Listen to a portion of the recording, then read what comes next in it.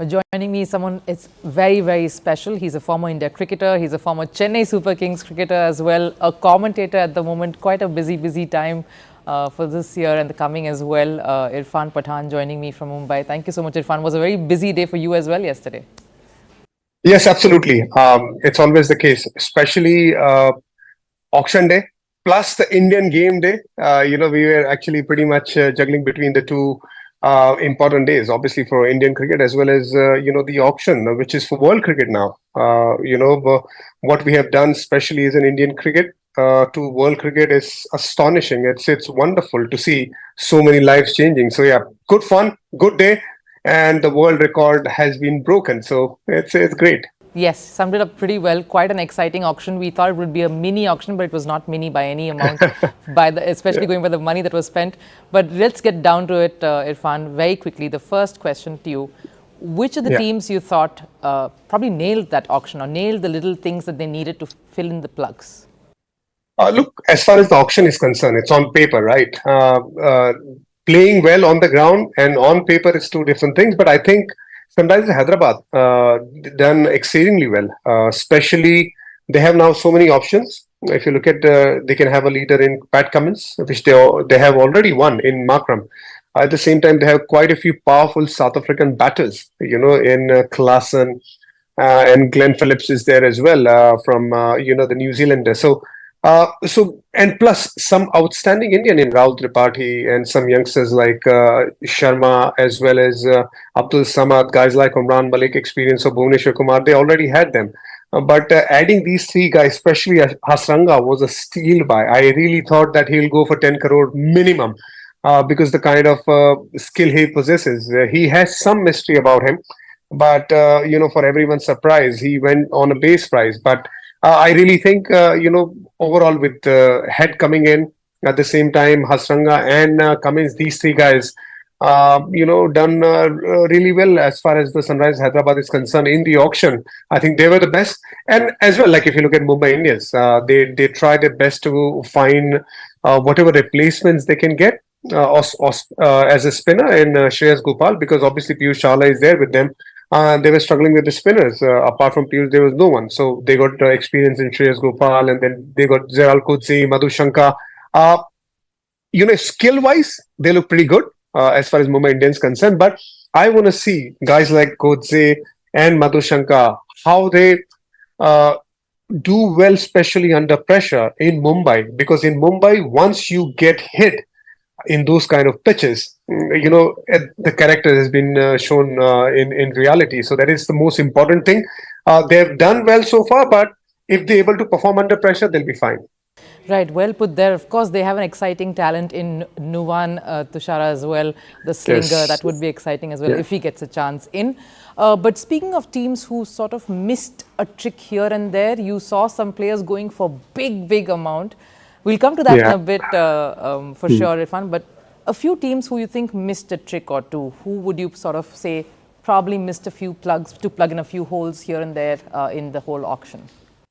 I thought RCB would go for, Hasranga again. I thought if they don't find Hasranga, they'll go for Mujib, because they don't have any spinner, if you look at in their rank, apart from Karan Sharma, who's a wrist spinner, and Swapnil Singh.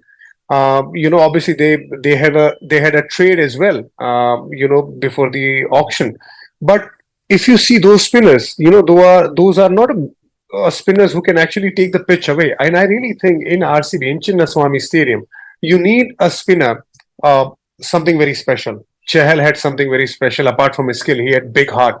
Hasranga had some mystery about him. They don't have them now, and they left him. Now I thought they'll go after a spinner big time, but they didn't. I understand. I don't agree with it, but I understand what they were trying to do to get the pace what they have in Alzari Joseph and a couple of others like Lockie.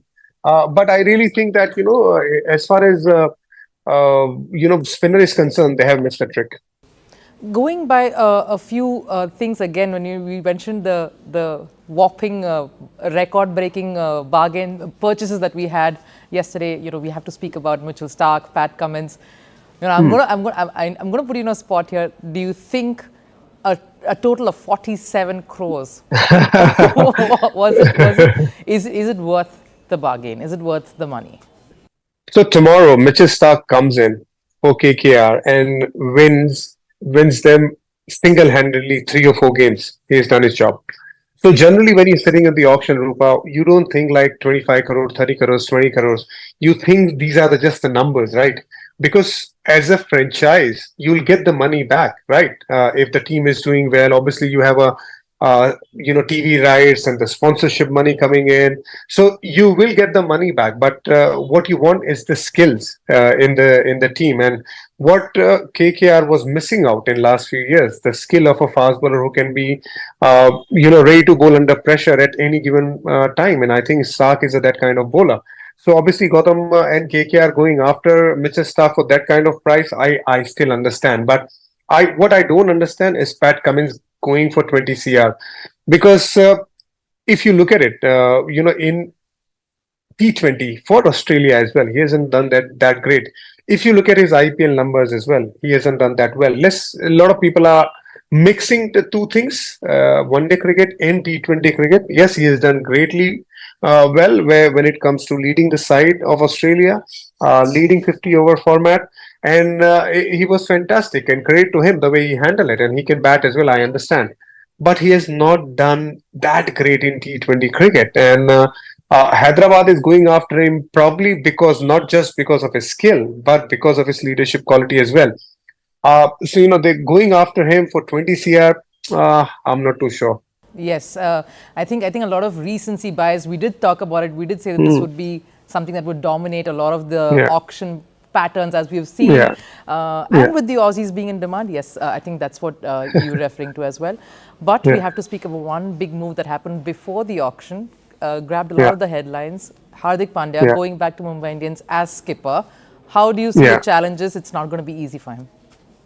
Absolutely not going to be easy, because you have in Mumbai Indians Surya Kumar Yadav, you have Jasprit Bumrah, you have a giant in the squad, Rohit Sharma himself, and you need to work together. You need to work with everyone and make the team really go well. Look, the squad has been, done really well as far as the auction is concerned. What were the issue last year as far as the fast bowling concerned? They're trying to rectify that, and they have Bumrah service now, so obviously that's a big advantage. But as a leader for Hardik Pandya needs to manage, and I really think that he needs to have a right balance of what the kind of balance Rohit Sharma had. He was such a lovable character in the squad. Like if you ask anyone, even guy like me, who's retired few years ago, if I had a choice to play uh, in a particular captain, under a particular captain, I would have loved to play under Rohit Sharma. I would have, I played under Mahendra Singh Dhoni, and I know how amazing it was, playing under Saurav Ganguly. They were very welcoming. But when it comes to Rohit Sharma, he's such a fun-loving guy. He doesn't care, you're a senior or you're just a youngster. He has fun with everyone. And Mumbai Indians squad, Mumbai Indians players will miss that in a leader, because Hardik Pandya has a different character. Now, how he's going to manage that with his own character, it will be interesting to see. It will be. And you mentioned MS Dhoni, so I can't let you go without talking about him. A lot of them, of course, Yeah. again, we have another season and it's yet another season asking the question, is this going to be his last? How did Chennai fare? You see a bit of things then getting a lot of their patterns, a lot of their plans right on auction day. But how big a Yeah. season would this be for MS? Every season is big for MS and his fans. Well, look, I really think if I had a wish, if fans had a wish, if Mahendra Singh Dhoni can play on one leg forever, we'll be happy, because he's got that charisma. We all know that. But reality is no one can play forever. So if this is his last season, I want to go. I want him to go on a high. If not next season, come back and just play again. So when it comes to Mahendra Singh Dhoni, we all get emotional, because he has done what he has done well for the country, right? Yes, playing well for CSK has a different charm. I understand, but no one can forget his contribution as far as the leadership is concerned for Team India, and we all have a huge respect for him. So we want to see him play as long as he wants, and probably as long as the fans want. Nicely put. Just a couple of quick fire questions before we let you go, Irfan. One, who do you think was the smartest buy, or which team picked up the smartest buy on auction day, according to you? Uh, to pick one is difficult, but I think I'll take two. Azmatullah Omarzai, I think, was very smart. Cheap buy, base price, and a team who was missing an all-rounder, fast bowling all-rounder, to have an all-rounder nearly like him. Obviously, he still needs to prove a lot. He's a youngster.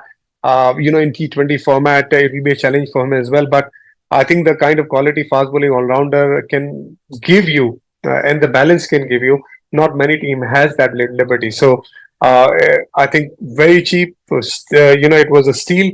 And Hasranga. Hasranga for 1.5 base price for Sunrise Hyderabad. I really think these two were the buys. Were pretty cheap, and they can be very useful. I'll tell you who else can be useful, though. The uncapped players, we really have been speaking a lot about them, and a few of them really going for some big bucks, a lot of promise. Yeah. Who's your pick, or whom are you really keen to see bloom and flourish in the IPL, given the chance among the uncapped players, Irfan? Look, Rizvi is there. Obviously, I haven't seen much of him. Yes, I have seen few clips, to be very honest. But I have seen personally Arshin Kulkarni. Arshin Kulkarni, under 19 boy, fast bowling all rounder, bat ups the order. He's tall. He's quite tall, probably taller than me, and he can bowl that outswing delivery with the time, with more strength, with more fitness. If he can be a bit more quicker, he can be an asset to any team. He has all the potential to play higher cricket. So I'm looking forward to see how he goes about, his career in the IPL. Fantastic, Irfan. Thank you so much for sharing your thoughts with us here. Always a pleasure speaking to you. And take care. We'll, of course, stay in touch and talk to you soon. Yeah, pleasure, Rupa. Take care. Wish you all the luck.